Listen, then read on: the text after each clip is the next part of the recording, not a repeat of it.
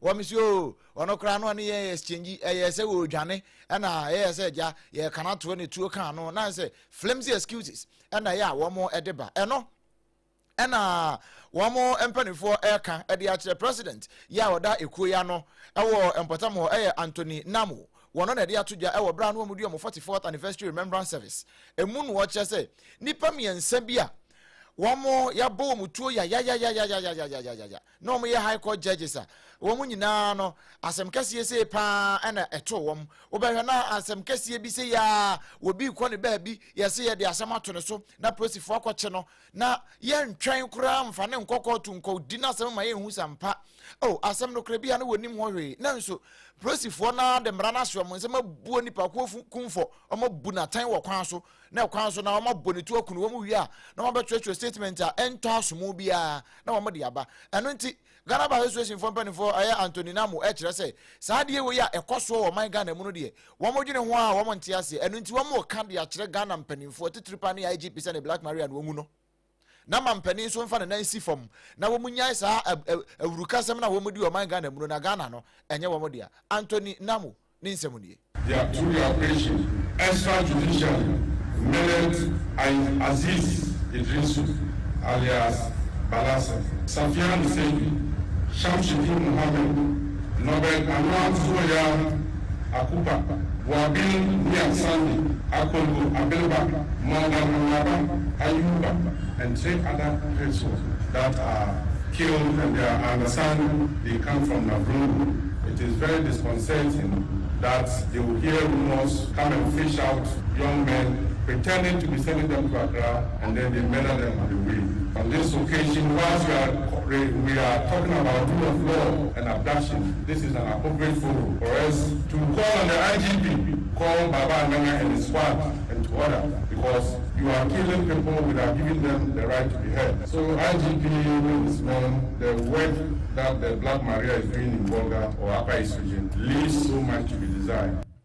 Black Maria for womadwuma womo ye ewo tifie poye mantamu no de enswani kura si yakofa obi di ni fitisa na vrongo anase mfafram ho ba bia ya che no ye si wadi bone ye de ne konkran ekwan so womu ndu kumase kura na omabonitu de yakuno womu wi arama san de flimsy excuses e de aba no eno e na Ghana Bar Association womu nkra bata e wati tifie poye mantamu pani oda o ma no Anthony Namo wo kasa e de che se IGP anya se obeyi ni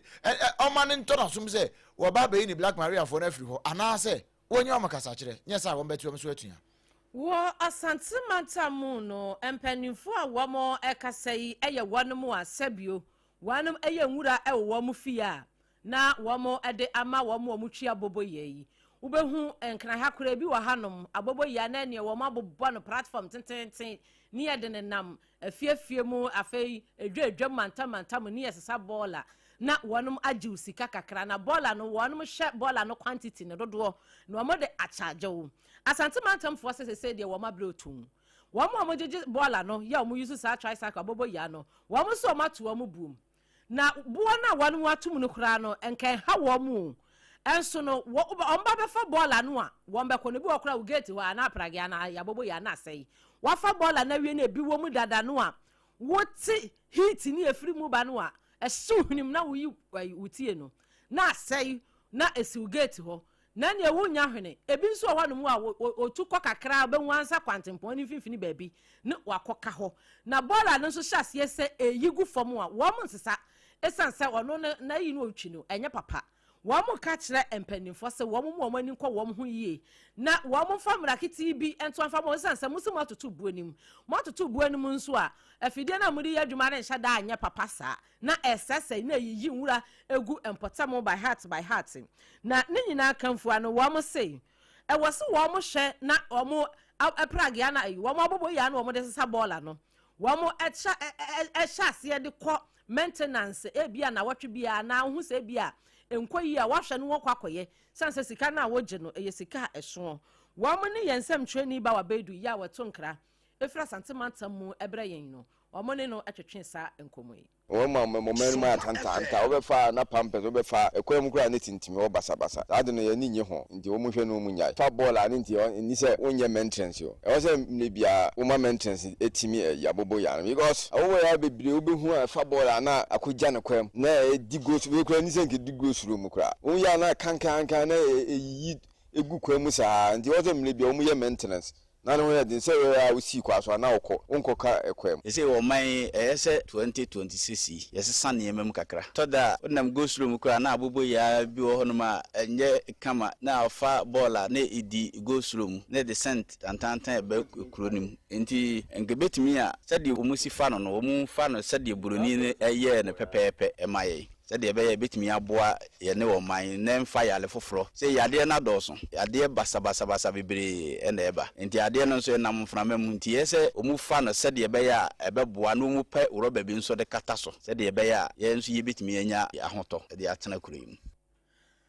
adehia wɔn wasante ɛmantam wɔn yɛ wɔn bɔɔl a wɔn de ma tricycle fo no abobo yɛ atrelege no wɔn na akasa yi enti no ayɛ bɔn so a ko mu ana kyesa yade nko a enti wɔn mo nhwɛ na brene bra no wɔn so wɔn ato abuo ni mu di a wɔn ɛmfa nkɔ ayasabea na kyesa yɛn kwasa abobo ya no ɛyade ansa na wɔn atumi di ayɛ adwuma ama ayɛ na mpanimfo nso a wɔn wɔ MMDC yi sahye ya nso ɛhwɛ na wɔn mo ani nkɔ wɔn sanse wɔn animra so kra ɛwɔ ya kwan ɛne akwantempo ahodoɔ so yɛsɛm twani ba wɔbɛdu ɛne kitire nsɛm yi ɛsom yɛn ɛno de no korɛ onama o de ya afata ncha he kwan so hwɛ bonso ɔmo nam so saa na eyigu obɛfa dɔm mfimfin hɔ no baako bi na precious saa ɛnyɛ na ho nsuo se tache ne nyina mo hwɛ na mo nka nya santimantam nko a ɛnkran ha nyina aka ho afi ye nyina santimantam ho a na ye kogina mu ɛwɔ aboabo na baabi a ye gyina sesi yi wɔn poporo ya ɔwɔ hɔ ɛyɛ nana kofi kobiri ya ɔtɔ mienu wɔn na yɛka sɛ wɔkyerɛ sɛ ne mpɔtam hɔ sani akwanfon tio akwanfon ekunu no nyaketwa afre network sem kran so de wo mo ka kra wo mu nwie da so kwabrane pe network na ja wo de afre wo bi kra okru kasim no aka chen so eja bank ampe pan no ba ko ana se bia atwomo ba ko bre me ana minuro no kra santi no to awe awe man bi ni kode na fa bre me no wo be bra ji so okogina bi potenten ne so ayi na no onyina bi a ebu ye ya ne man ne ba ko ye se efefe eno na ya omode o phone so no e de kwatwetwe ne kakra ka no watimi nya network no kra no je se mframa no bodden den den ansa na pia network ne bi di abre wo eno ntia na eka e de agye mpanimfo se momra wo mo na sabre pa de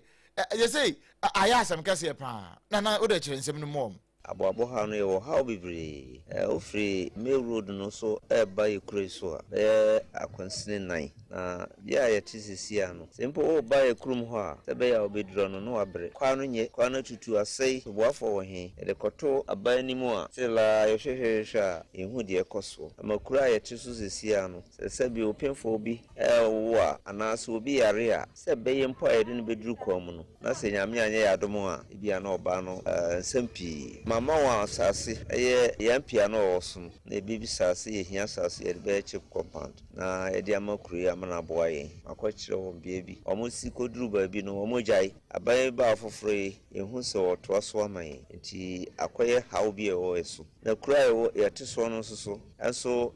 den ya teacher for ni ade ahoho wo bebre nso ye network no nye ama omo besipo wo ha enso sebe ya ebetwe ijakura tumo no epim sabre tomre bi kura obi pese ofro obi oba bi a isokogina popo bi so anase ofro duansa sanne yenya onya network ho enti ya how dos on hanom ha de dos pa o kan ya kura ka pomdensem ema chese ensem no se bebre entu de wa be be papa gina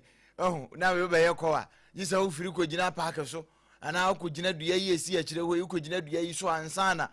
watimi afre obi no kura no gese wo tie mu a asemi kura bi ana wo twa star call bi a ense se obi atibie na nso obi a be hu nkomo we eye nana kofi kobire ya otoso mienu aboabo hene no eno de nsem we nyina eto ba wa be du animu a wono nso etase ne kama ede eba ye ne santi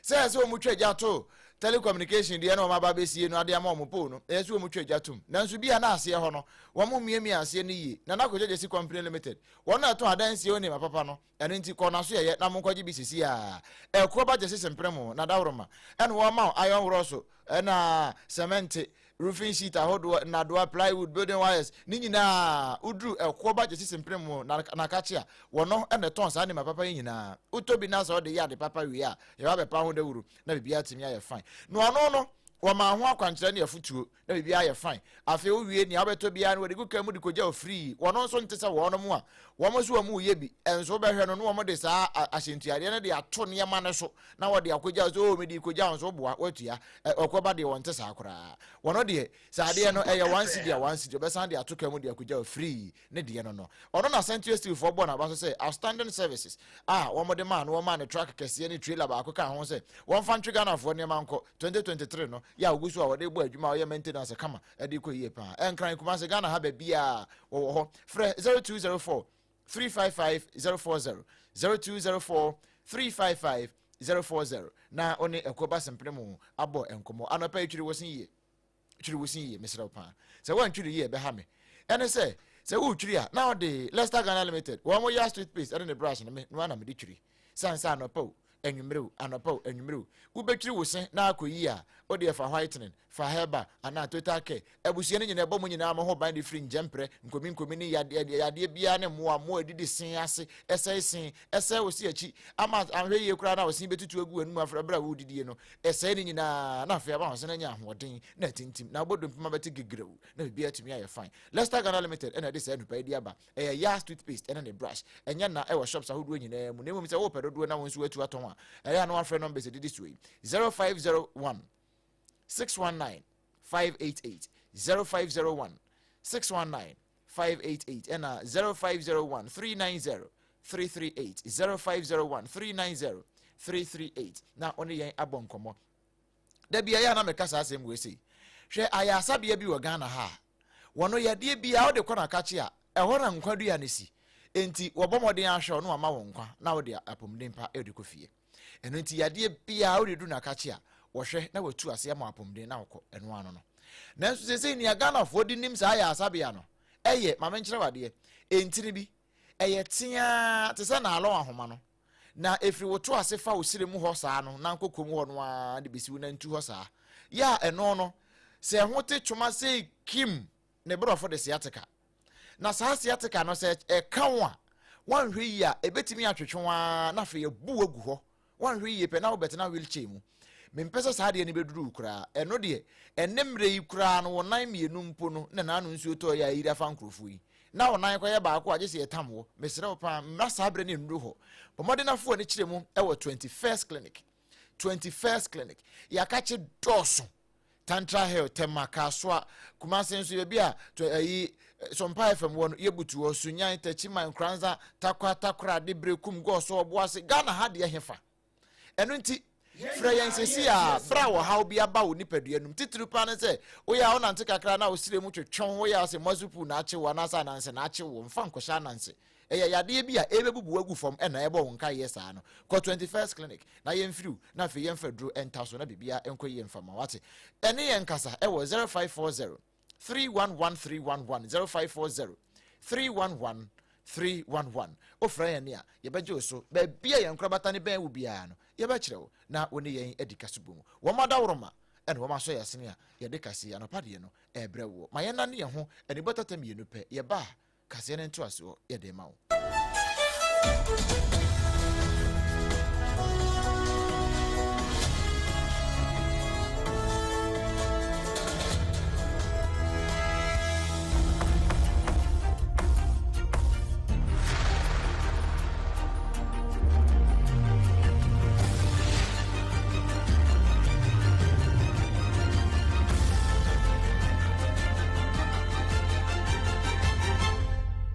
TV Emma Aketiapa.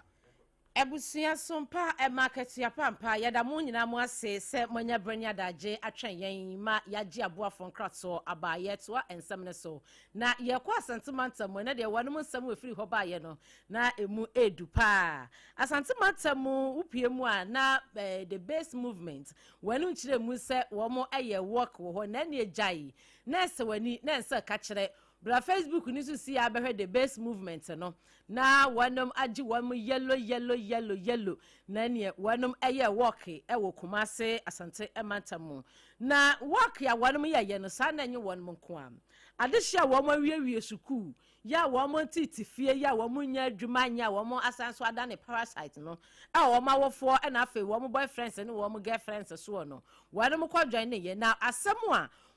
wọ́n nya adwuma nya ya na so wọ́n graduate e ka ene say wọ́n aswansuo wọ́n aswansa wọ́n ahudie mu oduro na MPP NDC die yemfa yewure nhye won mumu na wọ́n pese wọ́n ka kire MPP NDC nyina essay se wiase un sabi empreduasam empanisi sa wo so akwase ya neoma na wo bɔ ne mrane ne wansere ya hunisa neema na so no wo beso wa wade entini de adu ni de eye wanum de wam achi tanyina ekota the base movement yachi na wanum eka sisudua essay empanifo a wanum de wamani kakamu a onka obedi the base movement yanim na obeye president ya beboa ayonunya for Kennedy wahene akompreko e Japan wanum samua wamode suma yensam treni ba wabedu e ba yen say netie. I'm here because we need betterment in the country. There are a lot of unemployment graduates who are becoming robbers, who are becoming drug addicts, who are becoming some petty traders with a high qualification. So we need a betterment and united people to rule the country. That's why I'm here today.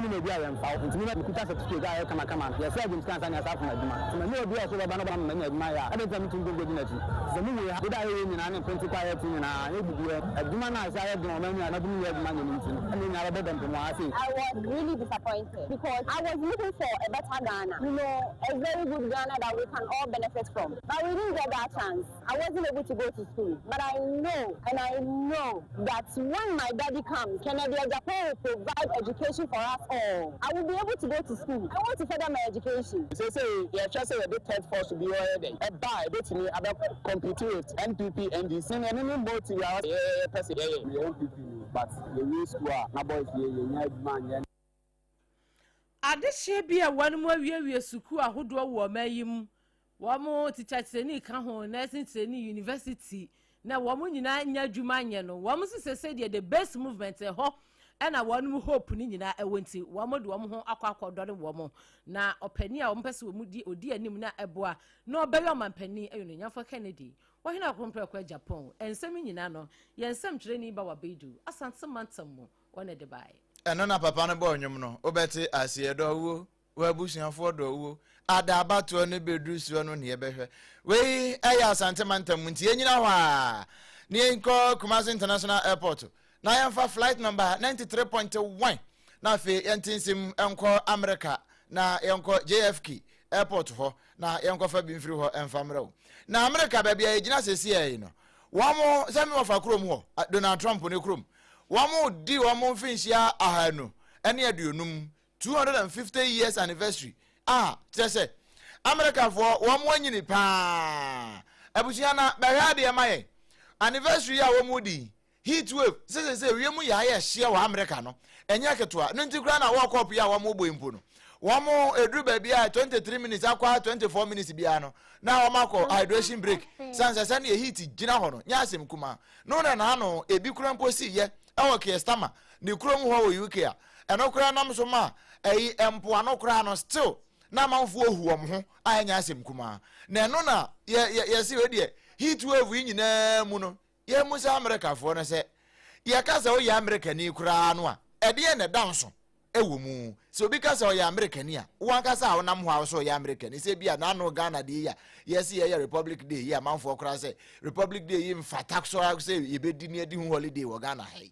momo de no mo se mo ya America fo na mo ye proud se mo ya America fo ana. What it means to be an American in 2026. Privileged. Free. Cautious. Evolving. Tense. Scary. Struggle. Sad. Singular. Freedom. Great. Tough. Complex. Open-minded. A bit divided. Free. Exhilarated. Different. unpatriotic. I'm not as proud. In one word, I still say pride. There is no nation like the United States. What other country could I exist in where I can be wearing this outfit? I can choose to wear heels. We live comfortably here. We don't have to worry about someone nuking us or dropping a bomb on us. I am a proud Mexican-American citizen, but what it means to be a patriot in this office is not where I saw my 2026 going. I grew up during segregation. Everything was segregated. We've come a long way as Black people in this country. I'm proud to be a New Yorker. I don't know if I'm proud to be an American, though. The American dream has shifted a little bit, but I would describe it as a place where you're able to come and make some changes. I mean, in 250 years, look at all the people from different cultures here. So it's a great country. What's it, my member? Was it the American dream has been shifted a bit? And so, what they are some got to me of us who? Some of our when he ran for Kuntoki. Or they are some got to so. And so, still, me of us on your tab. Number baby and fan of and the American for no, and I church or my journal. Say, be no the almost you, why you're proud of so American, a bounty about was or no. So a better skate you, so a better heal you, and fan of what in the room will be uncanny be candy find more for better. No. And I be no so can so. One know I am proud Mexican American. Now in fact, na ni jipa so ati America ho. And about de also no crowd so one can say I proud so I proud.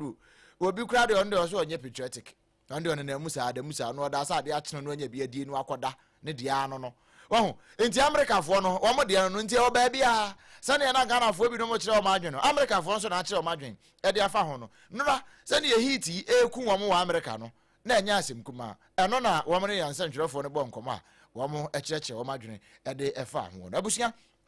we so na yegina na ensem no nia ekwo ba je sesempene mo be ma wo so asene ese adansie woni ma papa yemfa mre wo no eno ene ye di AC e de ama wo na munyo no nko a Leicester Ghana Limited enso so yasene e de Yard Street Paste ene the brush e be bo ye nchidom ena the sciatica commandant the sciatica pacesetters the sciatica originator the sciatica researcher the only sciatica expert or Ghana has 21st clinic ono so the expertise e be kan ye ho ma bibia e koboko en somewhere didi wonto anopai no na posubie ene say Kratsa every Greater Accra Regional Hospital yetwa wonti afra one Ridge Hospital no eba ya na Madam Juliana Haruna ya wakasa Edema Ridge Hospital no na nsasha se de ebi mo keka no social media no so say wa mo negligent nti obi ehre ne yere no sasem wo ye 6 years ago atwa mu dadaada na wa mo hwehwe mu kra no na enye hospital no enfom so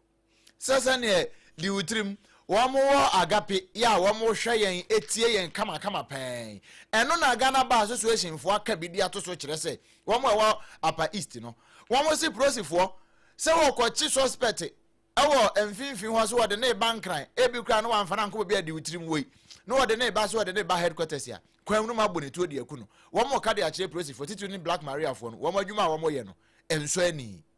Asante mantamu adehia wonom ede wamo bola ema abobo yafo chirelege no wamo sisa abobo yafo no apagya boy ni mu dia wamo abobo ya no wamo hwe no wamo nya ni ye na nya befa bola na sei ubekọ obi gate ya no na esi ho na echinsuo kankan ebi won so akwantimpo mu na akogya esi wanu mu a bola ni gu fam kora wonom nsese ha adwen nana kofi kobire ya otoso mienu eya aboabo hene wo se network se monye akwanfo omonam so kra de omonanka apomninsem eno so kra de aye bibia ho enti wo ka kire mpanimfo se momre wo momwa the best movement one mo the work koso ewo Kumase na womo a womo awie suku wo mayimu a womo nya adwuma nya ebika wom ho bomu ekotechire womo sisi ade MPPO NDCO womo yi womo akwa the best movement one mo hwehwe se onunya for Kennedy wo hina kompre kwa Japan ebe president ya ombenya adwuma ye eno de ye we be an aspirations eno na America for say ebinum so mu so mo ye proud so me America for so wo mo nka ho se den yo binso so wo mo de wo ye proud pa ne oba bia obetimi aye e wa America mamu ni nyina ne se wo mo nya mfinhia no ahanu ene ye de onum 250 years ya wo no mo e hye ho fa no kra no mo ye se nkom betwa dollar no mo de me ofadin ene na nim de ato so dan ka ye Trump dollar na bibia ye find ya hye sa ni wonyam no we so na ye gina na ye de nsem no ne ye de betama no pa nyina na no pa yi no ye de wasie na ball bo kakra ya ye de famu nera Morocco fo che sampa wo mo ye bibifo na bibre moja no ewo mu pa. In fact no wo mu si fom wo mu ye adwuma ama host nations Canada wo mu chi wo mu baako mienu miensa wo mu buru wo papa ama ntokwa na fono wo yebo 90 minutes plus na referee crowd to so ewie ye no na Morocco actual Hakimi ni Ibrahim Diaz mo ene bono mo na wo mu atete mu adika no be se miensa e dia so Canada for say Canada for wo mo ya zo mo patevesa wo mo patevesa nyina wo mo so ya jo mo te ho no kra vesa e dia afi wo mo nsem a World Cup no mo afri mu wo ma say Morocco for every round of 16 e ko say how your quarter finals wo round 8 ho no e ho mu wura ho eno na ebo be se no nkono no na ye twen say Kylian Mbappe be si form ampa wo si form afa nu a wo je bo na wodi wo ho agro say ya no na na balls na fe no wo sere wo na wo mu didi natem ena wo se saa ye behwe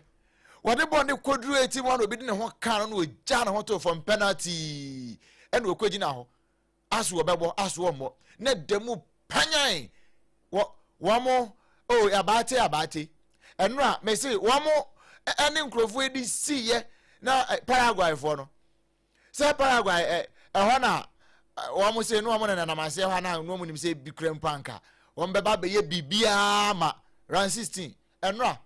abate second half wo mo je penalty Mbappe botum no eno no wo mo ntimi anto wo mo pon ya wo mo kope Mbappe abo no ena Mbappe say o de wo ye be ma abra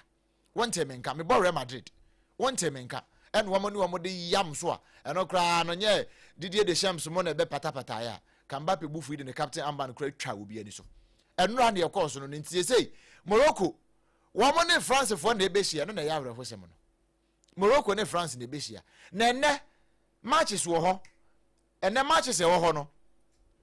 Brazil omo ne Norway e de be bom say no ye no nwotwe wo ho no nwotwe ya ye de live commentary bebre atiefo e wo sompa ne mfidie ni nyina so ene no nkwa da bi anwumre no nwotwe ena eno nkwa ne match wo ho ye be bo ne enti ka kire wo bi se bo no nwotwe a Brazil ne Norway na so ne Brazil for be share Norway for be 69 no e be je wonsam enti ne matches ya e wo ho eno no abusia SOMPA 106.5 and kind enu nie SOMPA 93.1 e wa sentimentum mo e ho nso watie yen fine France ahin kro Paris mo eri adam for radio wo mo je kase yi SOMPA 101.1 e watakwa SOMPA 103.3 watakwa de SOMPA 106.1 watachiman SOMPA 98.9 wosunyane SOMPA 90.7 won kranza and afi SOMPA 101.3 e wodoma FM 100.7 waje and afi kanehye ban radio enso wa kanehye nkra ha ya eje ye ne mom ni nyina ne yesane mu beda fifi mantam mu mankasim ba bia kingdom ahemamu 106.1 woni butuo no e ho na omje kase ne bo ni nyina peten ye e ma wo bia enya bi etie ye abusia se wo join ye wo Facebook no so a ye SOMPA Accra 106.5 live SOMPA Accra 106.5 live and YouTube no SOMPA FM live www.sompaonline.com so semi do na egu ho betimi akọ kan bie na bia etimi ayi bọkọ TikTok no so akọ so ye gina mu denden de ho na di utrim wo mu nyina wo no a wo mo ehwe yen live e wa ablekuma agape no abusia na asafo kantanka dawroma e no de to social media ni nyina so ma wunya ye nhwe ye kwi ye din memedin di odoma nkoma chia me obrempona na kwaku